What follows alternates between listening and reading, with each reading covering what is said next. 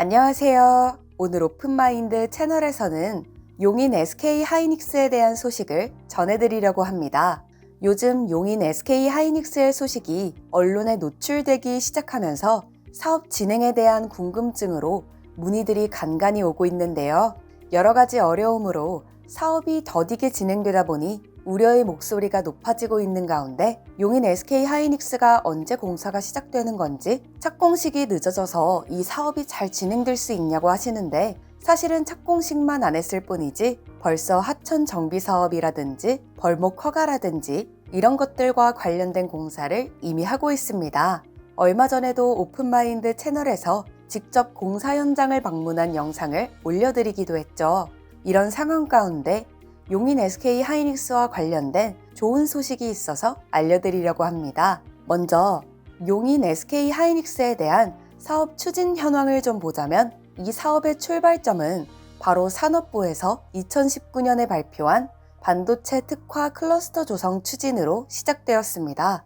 세계적으로 반도체 시장이 커져가자 반도체 공장이 증설되어야 한다는 필요성에 대해 SK 하이닉스에서 산업부에 요청하자 국토부에서는 이례적으로 제3차 수도권 정비 계획까지 수정하면서 용인시에 투자를 할 수 있는 산업단지를 새로 지정했습니다. 이후 2021년까지 관련 계획을 위한 법안 수정, 토지공사 등이 진행된다는 예상 계획이 제시되었고 최종적으로 2021년 3월 말에 용인 반도체 클러스터가 들어설 산업단지 계획에 대한 최종 승인이 떨어졌습니다. 그리고 2021년 8월 산업단지로 특별 지정되어 산업으로 육성되는 만큼 용인시 관리기본계획 고시가 떨어졌고 총 120조 원을 투자해 50개 이상의 협력사까지 유치하는 이 조성사업은 약 1.7만 명의 신규 고용, 513조의 생산효과, 188조의 부가가치를 유발한다는 예상으로 많은 사람들의 관심을 받게 되었습니다. 그러나 공장이 세워지게 되면 꼭 필요한 게 있죠. 바로 공장을 운영하는 데 쓰이는 대량의 전기와 물입니다.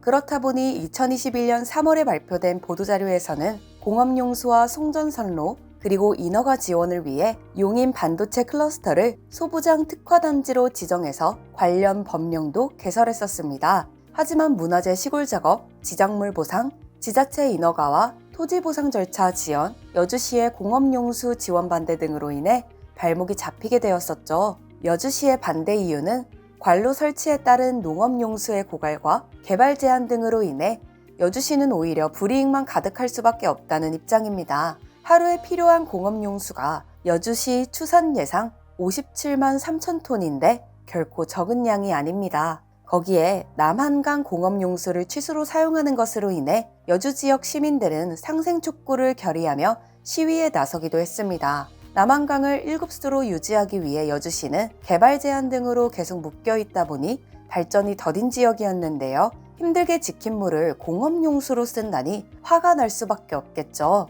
주민들은 아예 팔당 상수원 보호구역 해제 촉구까지 나선 상황이었습니다. 하지만 이와 관련하여 드디어 좋은 소식이 들려왔습니다.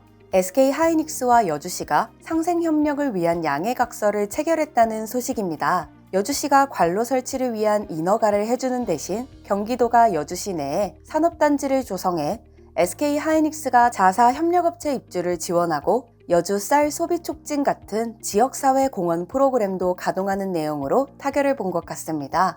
또한 용인시는 용인 반도체 클러스터가 들어서는 처인구 원산면 주민들을 위한 지원 방안을 마련했다고 합니다. 시에 따르면 용인 반도체 클러스터 조성 사업에 따른 원산면 주민들의 피해를 최소화하고 지역과 주민 모두가 상생할 수 있는 방안을 마련하기 위해 지난 1월부터 원산면 지역발전 상생협의회를 구성해 운영했습니다. 협약안에는 원산면 난개발 방지 대책 마련, 농어촌 도로 조기 개설, 목신리 지역 농업용수 공급, 원산면 하수처리구역 지정 및 하수처리장 신설, 원산면 내 체육시설 설치, 용인 반도체 클러스터 채용 시 원산면 주민 인센티브 제공, 청소년 복지시설 설치 등 총 13가지의 방안이 담겨 있습니다.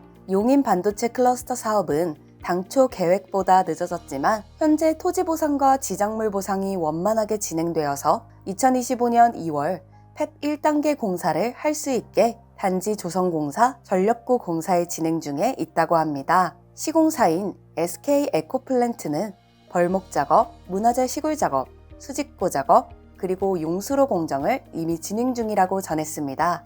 특히 본 사업 현장 책임자인 SPC 김진규 경영관리이사의 업무 추진 계획을 들어보면 현재 토지 수용 현황도 지난 10월 28일 공탁 완료되었고 SPC 소유로 등기가 이전되어 공사를 하고 있고 지정물 보상도 85% 이상 협의 보상되었으며 일부 미협의 지정물은 수용 재결 진행 중에 있어 공사를 진행함에 있어서 아무런 문제가 없다고 했습니다. 이대로만 간다면 용인시와 협의 및 협조가 잘 되고 있기에 2025년 상반기 펩 1단계 착공, 2026년 산업단지 용지조성공사 준공 승인, 그리고 2027년 상반기 펩 1단계 준공 계획이 차질 없이 진행될 것이라고 합니다.